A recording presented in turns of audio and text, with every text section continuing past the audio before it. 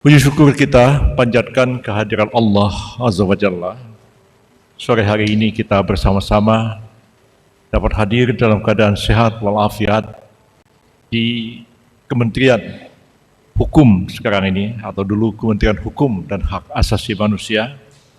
Sama-sama kita menyambut kedatangan para pemimpin, para menteri, para wakil menteri yang baru, yang selanjutnya akan menangani tugas-tugas yang selama ini menjadi tanggung jawab dari Kementerian Hukum dan Hak Asasi Manusia. Saya teringat pada tahun 1999, sudah lama sekali, ketika itu saya dilantik sebagai Menteri Hukum dan Perundang-undangan di kementerian ini, dan hanya beberapa bulan kementerian itu berubah nama dan ruang lingkup tugasnya menjadi Departemen Kehakiman dan Hak Asasi Manusia. Pada waktu itu, Kementerian Negara Urusan HAM yang dipimpin oleh almarhum sekarang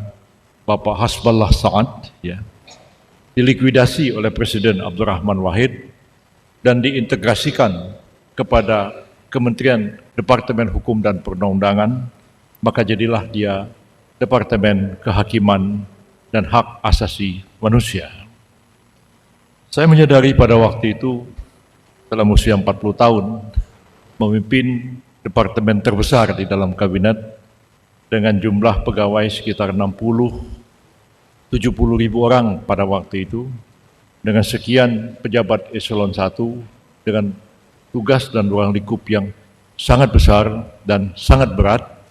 karena satu dengan yang lain tidak berhubungan sama sekali.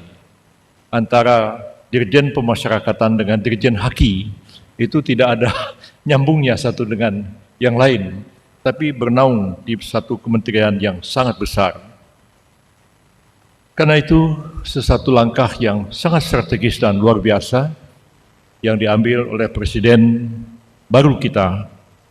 yang baru dilantik pada tanggal 20 Oktober yang lalu, Pak Prabowo Subianto, dan Wakil Presiden Pak Gibran Rakabuming Raka melakukan restrukturisasi dan reorganisasi Kementerian Hukum dan HAM menjadi 3 kementerian baru: Kementerian Hukum, Kementerian Hak Asasi Manusia yang tadi saya katakan sempat diciptakan dan dilikuidasi sendiri oleh Presiden Abdurrahman Wahid, dan sekarang dipisahkan kembali dan dibentuk kembali Kementerian Hukum, Kementerian Hak Asasi Manusia sebagai satu kementerian yang berdiri sendiri. Kemudian tugas-tugas pada waktu itu memang sangat berat, sangat rumit keadaannya, apalagi kita dihadapkan kepada kerusuhan-kerusuhan yang terjadi di Ambon, Poso, dan tempat-tempat lain. Banyak sekali tuduhan-tuduhan telah terjadi kasus-kasus pelanggaran HAM yang berat, dan kementerian kita ini pada waktu itu berhasil membentuk undang-undang sekaligus juga membentuk pengadilan hak asasi manusia, pengadilan HAM ad hoc, dan juga menyelesaikan rancangan undang-undang kemudian tentang Truth Commission and Reconciliation, yaitu Komisi Kebenaran dan Rekonsiliasi. Dan kita pada waktu itu dengan sedikit kepala tegak berani menghadapi tantangan dari Dewan Keamanan Perserikatan Bangsa-Bangsa yang beberapa anggotanya mengancam akan membentuk International Tribunal atas kasus-kasus pelanggaran HAM yang diduga terjadi di negara kita. Alhamdulillah dapat kita hindarkan bersama. Sekarang langkah yang telah ditempuh oleh Presiden Prabowo Subianto mereorganisasi kementerian yang sangat besar ini menjadi 3 kementerian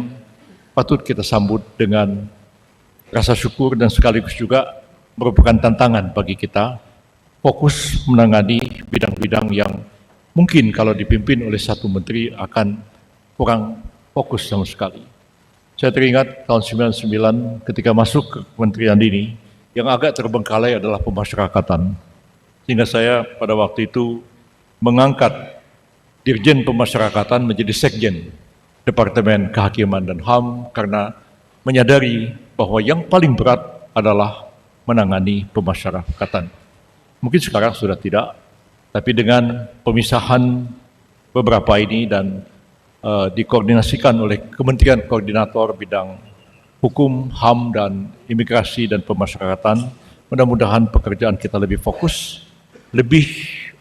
tajam program-program yang kita lakukan, dan tentu dengan pencapaian yang optimal yang kita harapkan bersama. Seperti kita maklum, Presiden Prabowo Subianto mempunyai ambisi yang sangat besar untuk memajukan bangsa dan negara kita ini, membangun ekonomi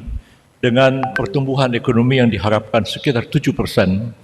dan cita-cita beliau, cita-cita kita bersama juga, pada tahun 2045